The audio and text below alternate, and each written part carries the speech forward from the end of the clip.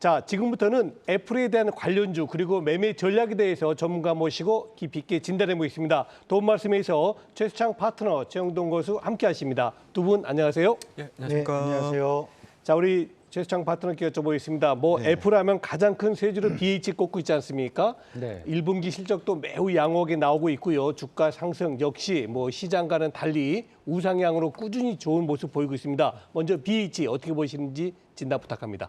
우선 BH는 또 방금 전에도 이담규께서가 소개를 해줬습니다만 네. FP12 쪽에서 2017년도부터 공급을 시작했습니다. 예.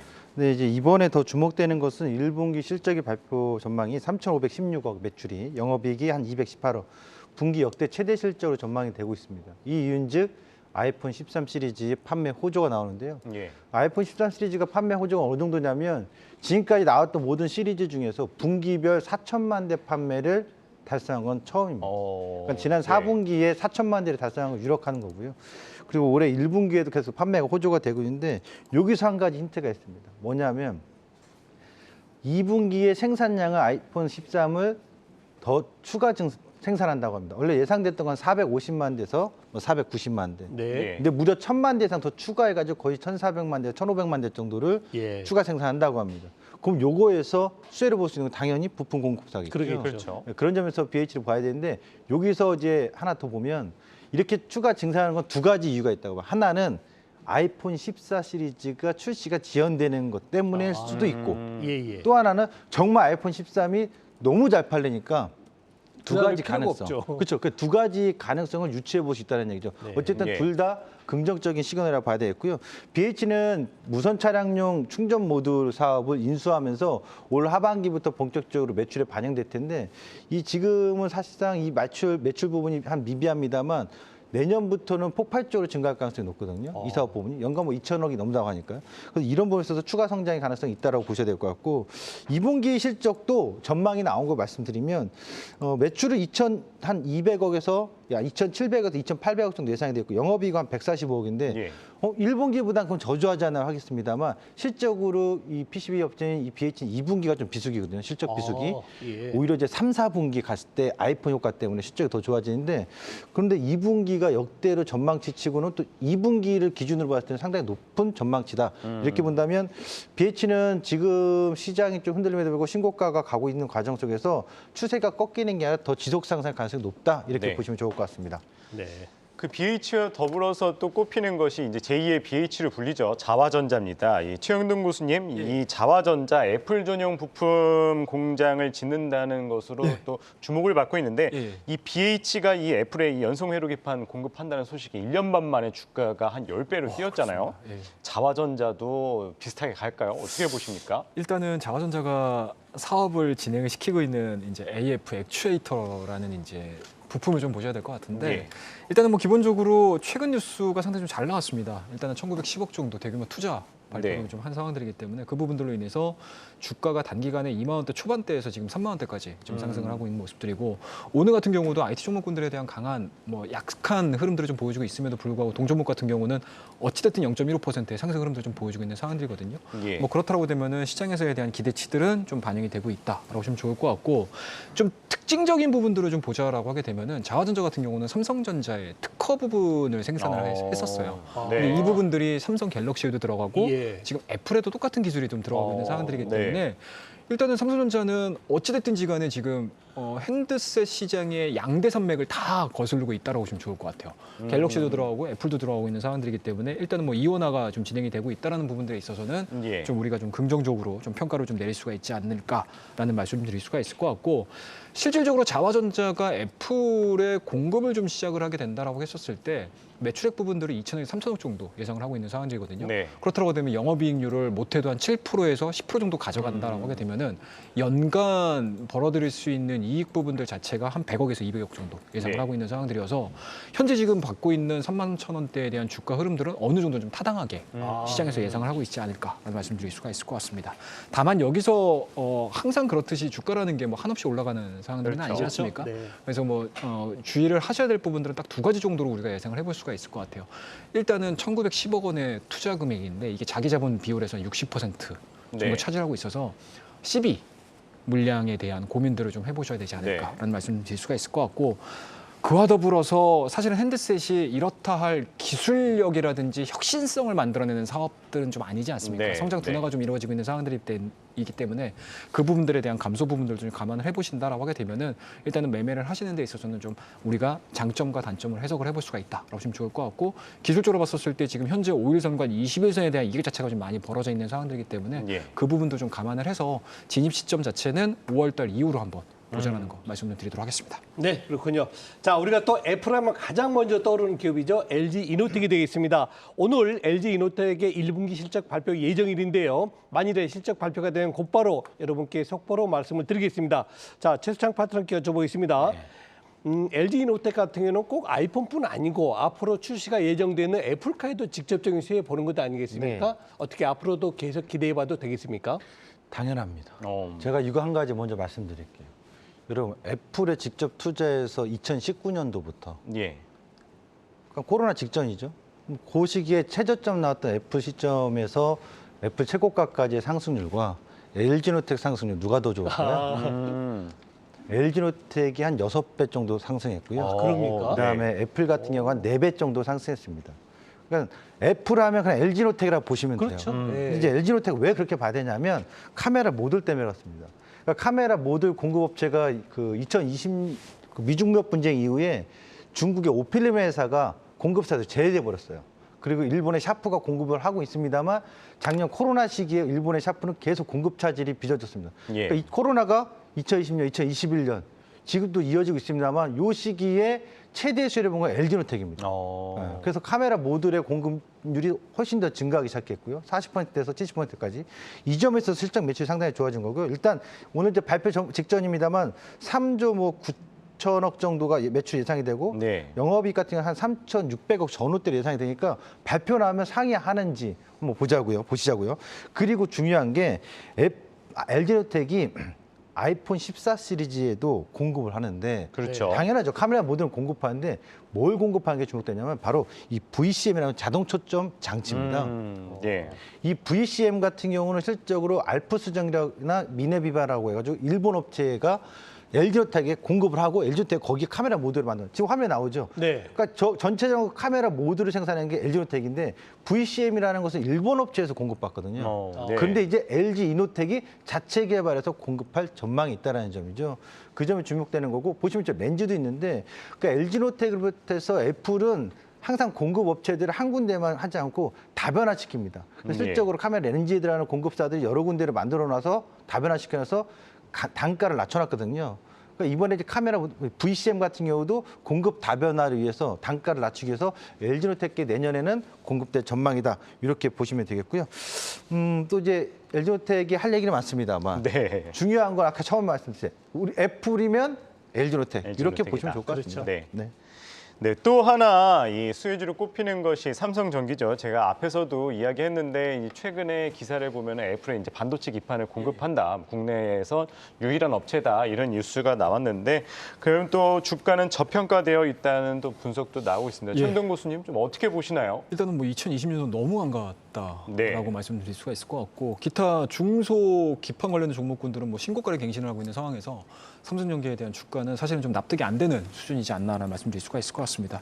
일단은 뭐 이 동사 같은 경우도 오늘 실적 발표가 예정이 돼 있죠. 근데 지금 예상하고 있는 실적 자체가 매출액이 한 2조 5초, 그다음에 이제 영업이익은 4천억 정도 예상을 좀 하고 있는 상황들이기 때문에 나왔네요. 1분기 4,100억 정도 예상이 좀 냈네요. 자, 이 부분들을 좀 체크를 좀 하셔야 될 것 같고요.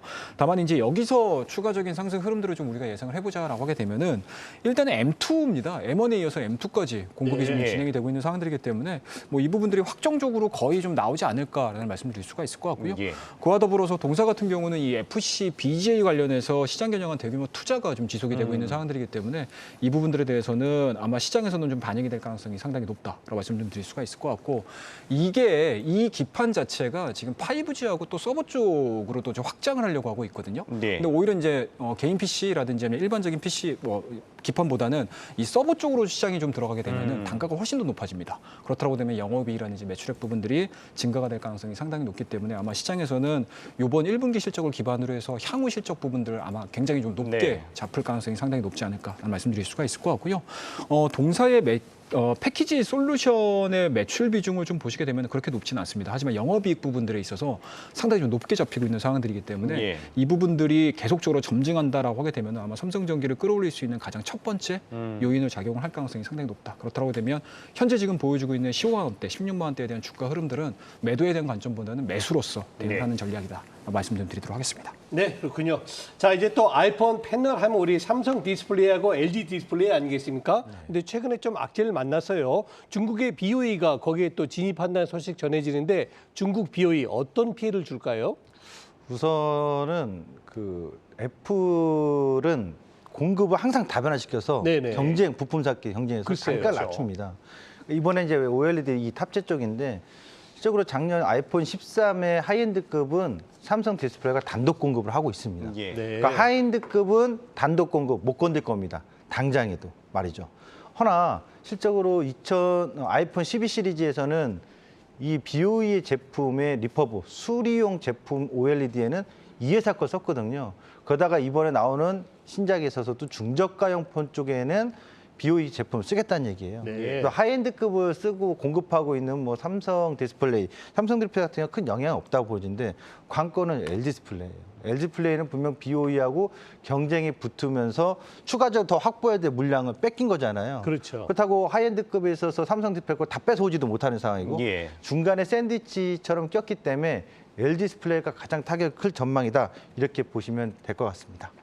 이 또 애플 하면은 주목받는 것이 애플카 이슈죠. 그런데 이 애플카가 2025년에 출시된다는 이야기가 나오고 있지만 뭐 증권가에서는 뭐 아직 좀 시기상조다 그렇죠. 이런 말이 예. 나오고 있어요. 예. 최영동 교수님, 이 애플카 관련주 좀 어떻게 봐야 할까요? 그래도 애플카가 가지고 있는 무게감은 분명히 있다라고 있죠. 생각 네. 좀 들 것 같아요. 일단은 뭐 실질적으로 2025년에 생산 얘기가 좀 나오고 있는 상황들이기 네. 때문에 예. 그 전까지 이제 개발이 진행이 될 거고 또 이제 부품사들도 선정할 가능성이 상당히 높기 그렇죠. 때문에 아마 애플카 이슈들이 나올 때마다 관련 종목군들의 변동폭은 뭐 분명히 시장에서 나올 거다라고 보시면 좋을 것 같고요. 다만 여기서 이제 우리가 애플카뿐만 아니고 전반적인 전기차 시장에 대한 흐름들을 좀 보셔야 될 것 같은데 예. 일단은 핸드셋에 이어서 이 전기차 부분들이 기존에는 뭐 모빌리티라든지 차량 쪽에 포커스가 맞춰졌다고 하게 되면 네. 저는 개인적으로 애플카가 출시되는 시점이라든지 애플카에 대한 본격적인 생산 가능성들이 열렸을 때는 아마 대형 IT 기기로 인식의 전환이 좀 필요하지 않을까라는 네. 말씀을 드릴 수가 있을 것 같고요. 뭐 그렇다고 되면 자연스럽게 애플 쪽에 하드웨어를 좀 공급을 했던 기업들이 첫 번째 수혜를 입을 수 있겠죠. 아무래도 예, 이제 뭐 앞서 그렇죠. 이제 언급하셨던 LG노텍이라든지 뭐 카메라 모듈 쪽, 그다음에 이제 디스플레이 같은 경우도 당연히 들어가야 되는 상황들이기 때문에 일단은 딱 떠오르는 기업들은 뭐 그 정도로 인식을 해보시면 좋을 것 같고, 네. 그다음에 카메라 모듈, 그다음에 이제 두 번째로는 우리나라에서 가장 좀 강력하게 뭔가 이제 성장성을 좀 보유를 해주고 있는 배터리 업종에 대한 이제 흐름들도 긍정적으로 좀 보셔야 될 것 같고요. 예. 다만 이 애플카로 인해서 주가에 대한 변동성들이 좀 나올 때 좀 고민을 하셔야 될 부분들은 일단은 공급 루머입니다. 이 부분도 좀 그렇죠. 체크를 좀 하셔야 될 것 같고요. 그리고 다수의 경쟁 업체들이 좀 들어왔었을 때 주가에 대한 흐름들이 너무 크게 좀 움직여줄 수 있는 부분들을 좀 고려를 하자라는 전략 제시해드리도록 하겠습니다. 네. 자, 지금 시청자 여러분들께서는 내일 실적이 발표 예정돼 있는 애플에 대한 관련주 그리고 매매 전략을 듣고 계십니다. 자, 이제 마지막으로 최수창 파트너 두 분 전문가분들의 핵심 키포인트를 말씀드리겠습니다. 자, 먼저 최수창 파트너 어떤 종목을 선정하셨습니까? 네, 삼성전기군요. 진단 부탁드립니다. 네, 지금 현재 애플 아이폰에 대해서는 누가 뭐래도 LG노텍 맞습니다. 예. 더 이상 저 부연을 하고 싶지 않고 애플과 애플카 관련돼서 앞으로 주목할 기업 보자면 저는 삼성전기를 주목하자. 아, 그러니까 지금 현재 삼성전기는 아이폰보다는 맥북이나 아이패드 쪽에 플립칩 기판 BGA를 공급하고 있기 때문에 예. 이 부분에서 성장성이 상당히 주목되는데 전 세계에서 이 플립칩 BGA 같은 경우는 소수 업체가 점점 점령하고 있는데 일본 업체라든가 대만 업체예요. 그리고 국내에서는 또 삼성전기인데 속속 최근에 들어서 뭐 대덕전자든가 많은 회사들이 투자를 하고 있잖아요. 예. 이 부분에서 성장성은 계속해서 주목하자. 이유인즉 자율주행차를 하려면 정보를 고속으로 처리하기 위해서 자율주행하는데 고속 처리가 안 되면 사고 나는 거거든요. 그래서 이 기판이 꼭 필요한 부품입니다. 그래서 플립칩 BGA에 있어서 향후 애플카가 출시가 되고 자율주행 쪽으로 간다면 삼성전기의 기판 사업이 성장할 것이다. 이렇게 봐야 될 것 같고요. 또 하나는 MLCC입니다. 친환경차의 MLCC 공급은 안 들어갈 수가 없죠. 더 많이 들어가거든요. 네. 그래서 주력 사업은 여전히 MLCC인데 이 주력 사업은 향후 더 성장성이 기대가 된다. 그리고 여전히 가치 평가로서 받을 수 있는 기업이기 때문에 삼성전기를 지금 시점에서 주목을 해봐도 좋다 이렇게 말씀드리겠습니다. 네, 다음은 최영동 고수님께서 선택한 종목 만나보시도록 하겠습니다. 네, 만도입니다. 고수님, 만도 진단 부탁드립니다. 예, 그렇습니다. 일단은 뭐 애플카 관련해 가지고 우리가 뭐 차량 부품에 대해서도 관심을 좀 가져야 되지 않을까 그렇죠. 생각이 예. 들고요. 일단은 뭐 IT 하드웨어 쪽 같은 경우는 많이들 경험을 해보셨으니까 사실 이제 애플카가 지금 들어간다고 하게 되면은 일단은 그 동안에 경험하지 못했던 차량용 부품에 대해서는 아마 국내 제조 기업들 그리고 미국 내에 공장을 가지고 있는 기업들에게는 상당 부분 좀 큰 기회의 예, 장이 열리지 않을까라는 그러겠죠. 말씀드릴 수가 있을 것 같아요. 일단은 뭐 동사 같은 경우는 전기차 관련해서 다변화된 고객사를 좀 가지고 있는 상황들이기 때문에 뭐 그만큼 레퍼런스를 좀 보유를 하고 있다라고 보시면 좋을 것 같습니다. 그리고 동사 같은 경우는 앞서 이제 언급드렸듯이 북미 공장이 된 유럽 공장을 좀 가지고 있는 상황들이어서 예. 실질적으로 공급하는 데 있어서는 상당히 좀 지리적으로 가깝다라는 걸 말씀드릴 수가 있을 것 같고요. 그와 더불어서 애플카가 진행이 된다라고 하게 되면 단순하게 전기차 부분들도 좀 있겠지만 어떻게 보면은 자율주행에 좀 포커스가 맞춰질 가능성도 있어요. 예. 그래서 동사 같은 경우는 이미 ADAS 관련해가지고 사업 분야를 좀 가지고 있는 상황들이기 때문에 뭐 그 부분들까지 좀 협업이 이루어진다라고 하게 되면은 한 차례 정도는 좀 레벨업 될 가능성이 상당히 높지 않을까라는 말씀드릴 수가 있고요. 다만 좀 약점 부분들, 단점 부분들 그리고 또는 이제 매매를 하실 때 좀 고려를 하셔야 될 부분들이 뭐냐면 현재 지금 중국이 지금 봉쇄가 되고 있습니다. 그렇기 그렇죠. 때문에 중국 봉쇄와 관련해서 주가에 대한 조정 흐름들이 좀 나아졌을 때 그때 우리가 트레이딩으로서 접근을 한번 해보자라는 전략 제시해 드릴 테니까요. 만도가 꼭 애플카뿐만 아니고 전반적인 이제 차량용 시장에 대한 흐름들이 하반기에 좀 좋아진다라고 하게 되면은 관심 있게 예. 좀 지켜볼 기업으로 만도 말씀드리도록 하겠습니다. 네, 오늘 기획 특집은 애플 실적 발표를 앞두고 국내 영향과 수혜주에 대해서 알아봤습니다. 최수창 파트너 최영동 고수였습니다. 말씀 고맙습니다. 감사합니다. 네, 감사합니다.